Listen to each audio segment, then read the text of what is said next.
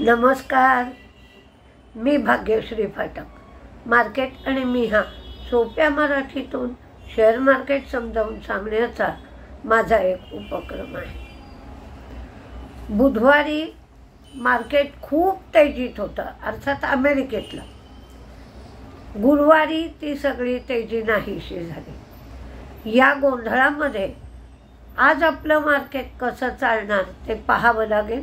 Gift Nifty 400 point तेजीत आहे.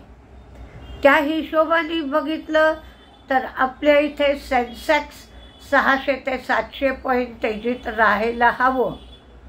पण 2 तासामध्ये काय होईल अजून ते काही मात्र सांगता येत नाहीये. कारण रिअल टाईम डेटा काही आपल्याजवळ नसतो. म्हणजे आत्ता माणसाने काही केलं आहे आणि ते लगेच रेकॉर्ड झालं आहे आणि सगळ्यांना कळलं आहे असं काही कळत नाही. बॉन्ड यील्ड 4.50ला गेलं आहे पुन्हा. क्रूड 63वर आलं आहे. डॉलर इंडेक्स 100.50 एवढा झाला आहे. त्यामुळं हा सगळा डेटा बघता एका बाजूला डॉलर इंडेक्स कमी होतोय, दुसऱ्या बाजूला बॉन्ड यील्ड वाढतंय. तर हे काय आहे बाबा? तर याच्यातून एक अंदाज लावता येतो की चीन आणि जपानची सरकारं बॉन्ड्स विकतायत असं दिसतंय. आपण फक्त अंदाज लावू शकतो, ॲक्च्युअल काय चाललंय हे समजत नाही आहे. फॉरेन इन्व्हेस्टर्सची विक्री आहे 4,358 कोटीची, तर डोमेस्टिक इन्व्हेस्टर्सची खरेदी आहे 2,977 कोटींची. ट्रम्पने ज्या 75 देशांनी रिटॅलिएशन टॅरिफ वगैरे लावले नाहीत किंवा गपचूप बसून राहिले, त्या 75 देशांना रेसिप्रोकल टॅरिफ लावण्यासाठी 90 दिवसांची स्थगिती दिली. म्हणजे रेसिप्रोकल टॅरिफ लावण्याचा जो त्यांचा प्रोग्राम होता तो 90 दिवस पुढे ढकलला. फक्त 10% टॅरिफ जे आहेत ते मात्र द्यावे लागतील. चीनवर मात्र, कारण चीनने टॅरिफ लावले रिटॅलिएशन म्हणून, चीनवर 145% टॅरिफ लावले. म्हणजे आधी 125% केले आणि त्याच्यावर फेंटानिल तस्करीसाठी 20%, म्हणजे असे 145% चीनवर टॅरिफ लावले. त्यामुळे आता काय होत आहे हे बघायचं. सगळ्यांना वाटतंय की ग्रोथ रेटचा स्पीड कमी होईल, ग्रोथचा व्होलॅटिलिटी वाढेल, महागाई वाढेल. या सगळ्यामुळे काल अमेरिकन मार्केट परवाच्या दिवशीची तेजी कालच्या मार्केटने गमावली. ॲपल 7%, टेस्ला 11%, एनव्हिडिया 8% आणि मेटा 7% असं शेअर पडले. फेड रेट वाढवण्याची शक्यता त्या सगळ्यांना वाटते आहे, कारण या सगळ्यामुळे महागाई वाढण्याची शक्यता वर्तवली जाते. तर महागाई कंट्रोल करण्यासाठी फेड म्हणजे त्यांची रिझर्व्ह बँक, आपली रिझर्व्ह बँक आहे त्या तशी त्यांची जी सेंट्रल बँक आहे त्याला आपण फेड म्हणतो, तर ते रेट वाढवतील. आता TCSचा रिझल्ट लागला. TCSने 30 रुपये डिव्हिडंड दिला. हा डिव्हिडंड मात्र ॲन्युअल जनरल मीटिंग नंतर 5 दिवसांनी मिळतो. पण त्यांची प्रत्येकच गोष्ट अपेक्षेपेक्षा थोडी कमी झाली आहे असं आढळलं. ग्रोथ 0.8% झाली. त्यांना रेव्हेन्यू 64,479 कोटी एवढा मिळाला आणि $7,465 मिलियनची कॉन्ट्रॅक्ट्स पण त्यांना मिळाले. प्रॉफिट 1.3% कमी झाला, 12,224 कोटी एवढा झाला. 30 रुपये डिव्हिडंड दिलाय. पण नवीन रिक्रुटमेंट 42,000 लोकांची केली आहे.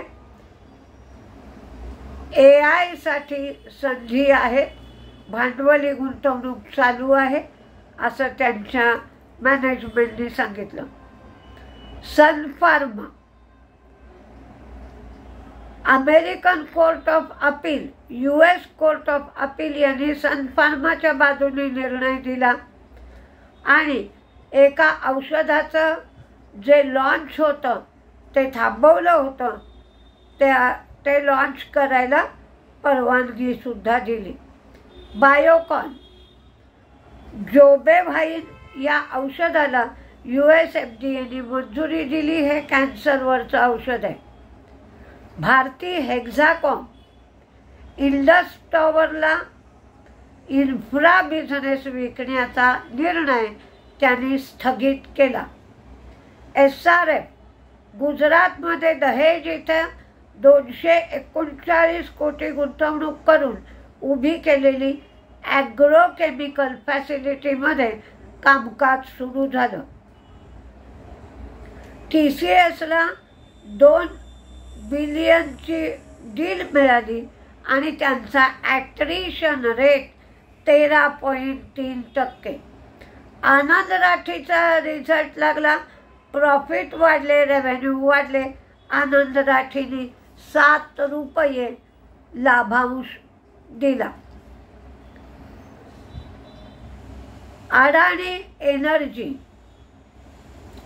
अडाणी एनर्जीने transmission network 140 circuit kilometres March क्वार्टरमध्ये केलं. आता त्यांचं सर्किट ट्रान्समिशन हे एकंदरीत 26,696 सर्किट किलोमीटर्स एवढं झालं. आणि अंडर कन्स्ट्रक्शन ऑर्डर बुक 17,000 कोटीवरनं 59,936 कोटी झालं. दीपक नायट्रेट, फिनेल ॲसिटोन उत्पादनासाठी गुजरातमध्ये 3,500 कोटींचा मॅन्युफॅक्चरिंग कॉम्प्लेक्स ते लावणार आहे. Cyient DLM, advance cabin management साठी त्यांनी डच एअरक्राफ्ट बरोबरची भागीदारी वाढवली. गेल, प्रधानमंत्री ऊर्जा गंगाचं काम 97.6% पूर्ण झालं. त्यामुळं 12.26 MMSCMD गॅस ट्रान्सपोर्ट तिथून सुरू झाला. बँक ऑफ इंडिया आणि इंडियन बँक दोघांनी 0.25 कर्जाचा दर कमी केला. रेट्स, DP वर्ल्ड बरोबर लॉजिस्टिक इन्फ्रास्ट्रक्चर डेव्हलपमेंटसाठी त्यांनी MOU साईन केलं. ओलेक्ट्रा, 297 इलेक्ट्रिक बससाठी 424 कोटीची ऑर्डर मिळाली. रत्नमणी मेटल, क्रिटिकल ट्यूबिंग सोल्युशनसाठी सौदी इलेक्ट्रिक सप्लाय कंपनीबरोबर जॉईंट व्हेंचर केलं. वेल्स्पन, नौयान शिपयार्डमधला 10% स्टेक रिलायन्सला 51.7 कोटीला विकला. जिंदाल स्टेनलेसच्या आर्मनी 11 megawatt long term power purchase agreement Sunsure energy बरोबर केलं. टाटा स्टील, स्पर्धात्मक पात्रता सुधारण्यासाठी नेदरलँड युनिटनी एक ट्रान्सफॉर्मेशन प्रोग्राम हाती घेतलाय. त्यामुळे 1600 जॉब कमी झाले. इन्फोसिस, AIB बरोबर डिजिटल ट्रान्सफॉर्मेशनसाठी भागीदारी वाढवली. टार्क, TARC, त्यांची विक्री 3122 कोटी झाली, तर त्यांचं कलेक्शन 484 कोटी झालं. आणि हीच विक्री मार्च क्वार्टरमध्ये 1235 कोटी झाली आणि कलेक्शन 113 कोटी झालं.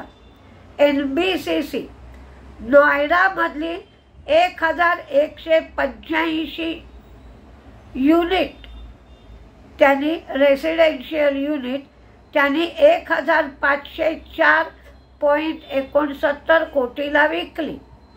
भेळ लुवोवो पिग्नन इंटरनॅशनल बरोबर कंप्रेसर रिव्हॅम्प संधी फर्टिलायझरसाठी उपलब्ध होतात का हे बघण्यासाठी MOU केलं. कोरोमंडल सौदी मायनिंग कंपनी मेलाडाईन बरोबर फॉस्फॅटिक फर्टिलायझरसाठी MOU. ऑर्चिड फार्मा DBS बँकेबरोबरचा रेंटल लीजच्या संबंधातला तंटा त्यांनी मिटवला. D-Mart सुरतला नवीन स्टोअर उघडलं, आता स्टोअरची संख्या 416 झाली. ग्रीव्ज कॉटन चाराटेक बरोबर त्यांनी भागीदारी केली. PDS ॲडॅप्ट आउटसोर्सिंग सोल्युशनमधला स्टेक ते डिजिटल ई-कॉम टेक्नोला डायव्हेस्ट करणार आहेत.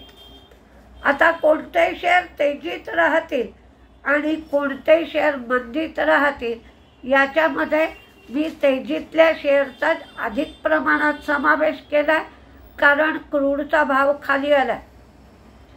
IOC, BPCL, HPCL, Pidilite, Asian paint, ACC, Ambuja, Gokaldas export, first source, Olectra,